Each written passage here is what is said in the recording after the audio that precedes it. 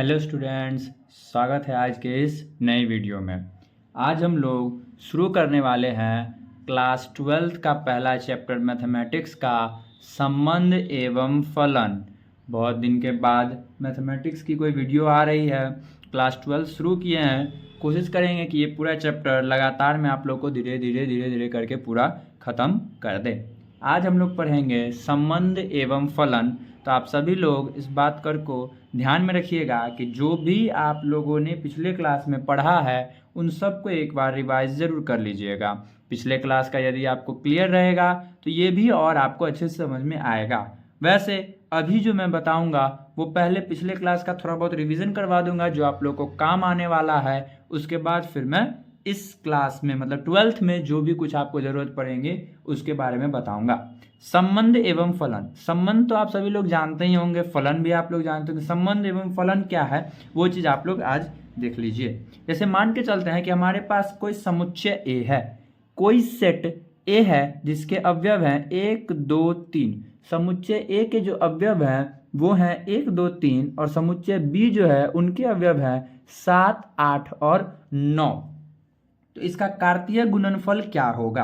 तो जिस तरीके से हम लोग कार्तीय गुणनफल कैसे निकालते हैं, ए क्रॉस बी, पिछले क्लास का ये चीज है कि ए क्रॉस बी कार्तीय गुणनफल क्या होगा कि जैसे इसका पहला अवयव इसके पहले अवयव, फिर इसका पहला अवयव इसके दूसरे अवयव, फिर इसका पहला अवयव इसके तीसरे अवयव, यानी 1 7, फिर 1 8, फिर 1 9, फिर वैसे ही रिपीट हो जाता है 2 7 2 8 2 9, फिर 3 7 3 8 और 3 9। तो यही चीज जो होता है यही कहलाता है कार्तीय गुणनफल कहलाता है, जिसमें जो पहला जो होता है, पहला अवयव जो होता है वो पहला समुच्चय से होता है और जो दूसरा अवयव होता है वह दूसरे समुच्चय से होता है। तो इस चीज को आप लोग अच्छे से ध्यान में रखिएगा, पहला अवयव पहले समुच्चय से और दूसरा अवयव दूसरे समुच्चय से। ओके, ये चीज ज्यादा कुछ है नहीं। कार्तीय गुणनफल हम लोग जानते थे कि ये ऐसे निकाला जाता है। अब देखिए कि संबंध होता क्या है। संबंध मतलब रिलेशन। रिलेशन होता क्या है? संबंध हमेशा दो, एक परिभाषा की तरह यदि कहा जाए तो वो हम लोग कह सकते हैं कि संबंध हमेशा दो वस्तुओं के बीच होता है। यानी एक होता है ना कि रिलेशन कैसे हम लोग बताते हैं, जैसे मान के चलते हैं कि सोहन रोहन का पिता है, तो सोहन और रोहन के बीच में कोई तो संबंध हुआ। यानी किसी भी दो वस्तु या किसी भी दो व्यक्ति या किसी दो एलिमेंट के बीच में जो संबंध होता है वही तो एक तरीके से यहाँ पर हुआ। यहाँ पर संबंध दूसरा कुछ नहीं हुआ। संबंध हमेशा दो वस्तुओं के बीच का होता है, दोनों चीजों के बीच की संबंध हम यहाँ पे बता रहे हैं। जैसे कोई किसी का दोस्त है तो कैसी संबंध है, दोस्ती की संबंध है। तो वैसे ही यहाँ पर भी संबंध हम लोग को बताना है। अब जैसे मान के चलते हैं कि हमारे पास दो समुच्चय है, पहला है ए, यहां पर एक मिनट रुक जाए, आप लोग को दिखा देते हैं। जैसे हम लोग देख लेते हैं कि हमारा पहला समुच्चय है ए जिसके एलिमेंट्स हैं 1 2 3 और 4, और दूसरा है बी जिसके हैं 2 3 4 5 और 6। इसके बीच हमको यदि कहा जाए कि आप आर बताइए यानी रिलेशन बताइए, तो इनके बीच का संबंध क्या है? तो एक किससे संबंध रख रहा है? 2 से। 2 किससे रख रहा है? 3 से। 3 किससे रख रहा है? 4 से। 4 किससे रख रहा है? 5 से। और 6 से कोई संबंध नहीं रख रहा है। तो इसमें हम लोग रिलेशन कैसे बताते हैं, यानी आर कैसे लिखते हैं वो चीज आप लोग देख लीजिए। तो आर सच डैट, ये जो है ये जो दो डॉट्स पढ़ते हैं इसको हम लोग बोलते हैं सच डैट। तो आर सच डैट ए से किसमें? बी में। अब ये हम लोग कैसे निकालेंगे? तो हम लोग अगर पिछले क्लास का रिवीजन करते हैं तो हम लोग वहां पे दो तरीका पढ़ते थे, पहला था रोस्टर रूप में और दूसरा था समुच्चय निर्माण रूप में। तो ये चीज आप लोग को याद होना चाहिए, रोस्टर रूप और समुच्चय निर्माण रूप। अभी बता देते हैं फिर से। तो आर सच डैट ए से बी में है, तो आर में क्या क्या रिलेशन बनेंगे, आर क्या क्या बन जाएंगे हमारे? तो वो बन जाएगा 1 2, फिर बनेगा 2 3, फिर बनेगा 3, तो यहां पर बनेगा 3 4 और फिर बन जाएगा ये हम लोग को 4 और 5। यानी एक किससे संबंध रख रहा है? 2 से।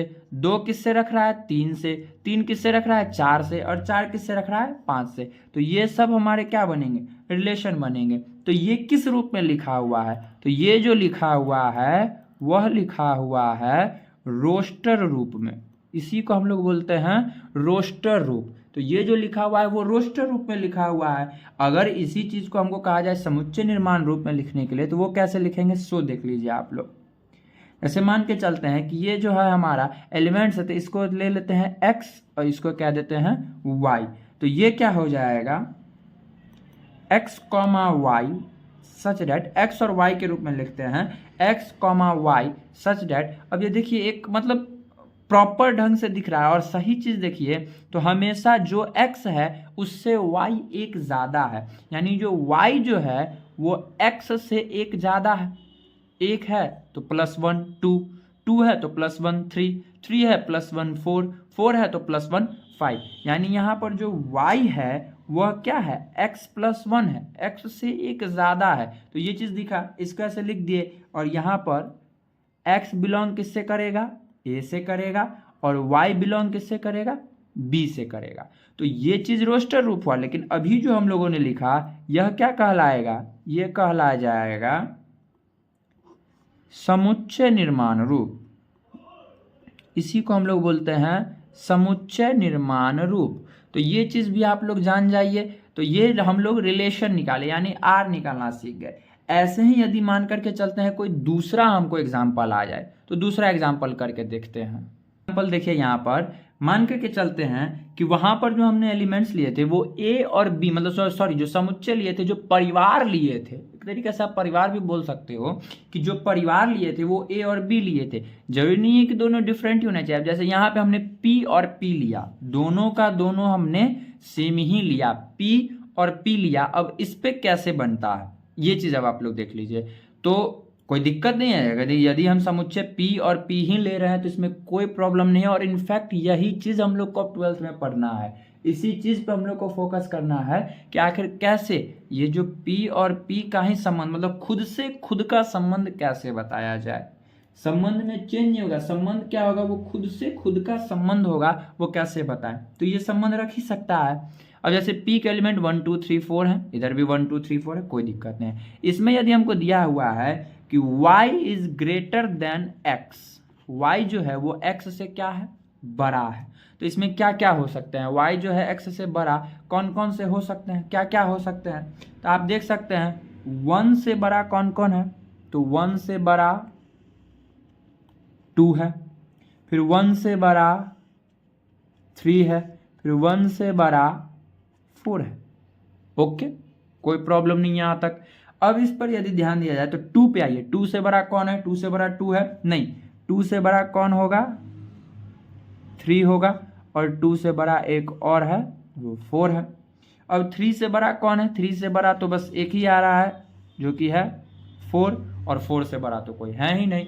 तो ये इसके क्या बने, रिलेशन बने कि 1 किससे संबंध रख रहा है, 1 2 से रख रहा है, 3 से रख रहा है, 4 से रख रहा है, 2 किससे रख रहा है, 3 से और 4 से ही रख रहा है, और 3 सिर्फ और सिर्फ 4 से ही रख रहा है। मान के चलते हैं ये हमारा x हो गया और ये y हो गया।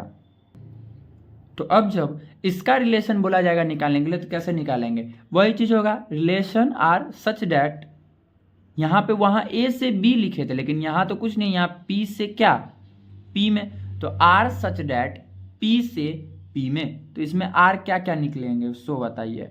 r निकलेंगे सबसे पहले 1 किससे, तो 2 से, फिर 1 किससे, तो 3 से रख रहा है संबंध, फिर 1 किससे रख रहा है, तो 4 से रख रहा है संबंध, उसके बाद फिर 2 किससे रख रहा है, तो 3 से रख रहा है, फिर 2 और किससे रख रहा है, तो 4 से संबंध रख रहा है, और एक लास्ट है जो 3 किससे रख रहा है, तो 4 से संबंध रख रहा है। तो यही चीज होता है इसका रिलेशन, कि मतलब कौन किससे संबंध रख रहा है वो चीज लिख दिए। तो ये किस रूप में हो गया, रोस्टर रूप में हो गया। इसी को यदि कहा जाए कि समुच्चय निर्माण रूप में लिखिए तब कैसे लिखेंगे, तब देखिए यहाँ पे बता देते हैं। तब ये लिखाएगा x, y सच डेट y जो है वह x से बड़ा है, y x से क्या होगा, बड़ा होगा, और x बिलोंग किससे करे, a से, और y बिलोंग किससे करे, b से।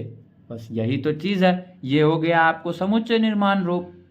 इसी में एक और चीज आप लोग को जानना है, वह है प्रांत, सहप्रांत और परिसर। तो तो इसको भी देख लीजिए, प्रांत, सहप्रांत और परिसर क्या होता है, इसी में बता देते हैं, इस वाले में बता देते हैं कि प्रांत, सहप्रांत और परिसर क्या क्या होंगे।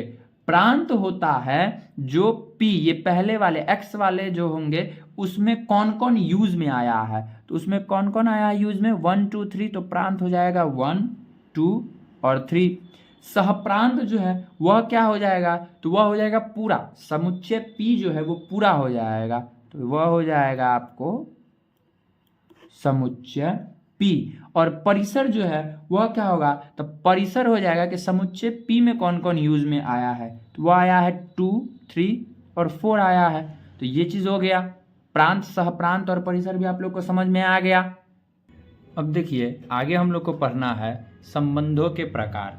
संबंधों के प्रकार में सबसे पहला हम लोग पढ़ेंगे रिक्त संबंध। रिक्त संबंध होता क्या है, सबसे पहले ये देखते हैं। नॉर्मली ये परिभाषा नहीं है, ये आप ऐसे कह सकते हैं कि ऐसा संबंध जिसमें कोई भी क्रमित न हो, रिक्त संबंध कहलाता है। मतलब उसके अंदर अवयव हो ही नहीं। जैसे एग्जाम्पल के तौर पे लेते हैं कि जैसे a बराबर है 1 2 3 और 4, जैसे 1 2 3 और 4 है, और इसके बीच का जो रिलेशन है वो हम लोग को बताना है a, b such that a minus B बराबर 10।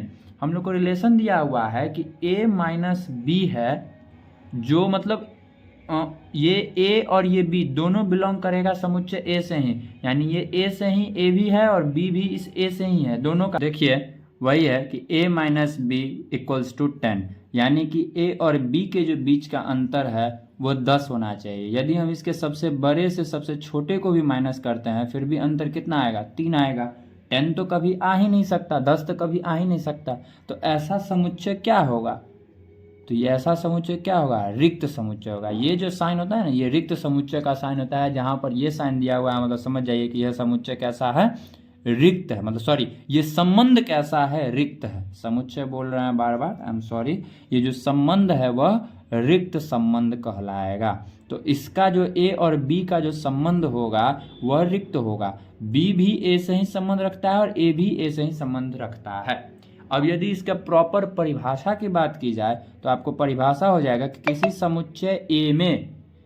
समुच्चय A में संबंध R को रिक्त तब कहेंगे जब A का कोई भी अवयव A के किसी भी अवयव से संबंधित न हो। ये परिभाषा है, आप लोग इसको वीडियो रोक करके आराम से देख सकते हैं।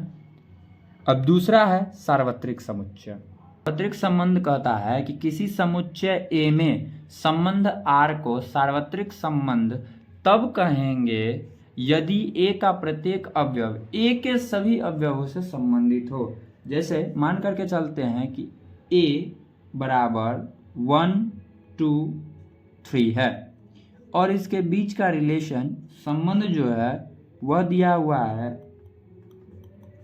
a, b such that b minus a, यानी यदि b में से a को घटाते हैं तो एक पूर्णांक है। ये चीज हम लोग को दिया हुआ है कि एक क्या होना चाहिए, ये पूर्णांक है। अब देखिए पूर्णांक है तो सबसे पहले तो हम इसके जितने भी संबंध बनेंगे यानी जितने भी रिलेशंस बनते हैं सबसे पहले उसको लिख लेते हैं। यानी a, b, तो b भी a से संबंध रखता है और a भी a से संबंध रखता है, तो दोनों में क्या है, एक पूर्णांक है। तो जैसे निकाल के चलते हैं b माइनस a, एक में से एक 1, 1, यदि 1 में से 1 घटाते हैं तो कितना बचेगा, 0, एक पूर्णांक है। 1, 2, यदि 1 में से 2 घटाते हैं तो एक पूर्णांक है। ऐसे ही करके सबको लिख देते हैं जो जो पूर्णांक है, 1, 3, फिर 2, 1, फिर 2,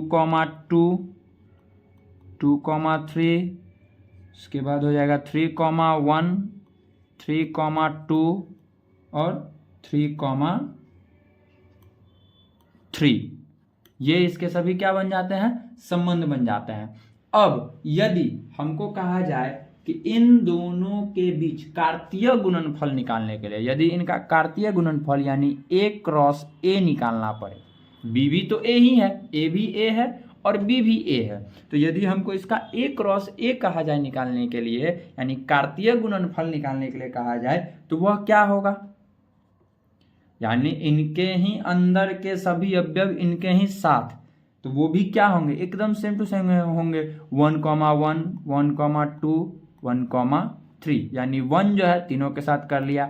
अब 2 तीनों के साथ, तो 2,1, 2,2 और 2,3। अब 3 का बारी आया तो 3,1, 3,2 और 3,3।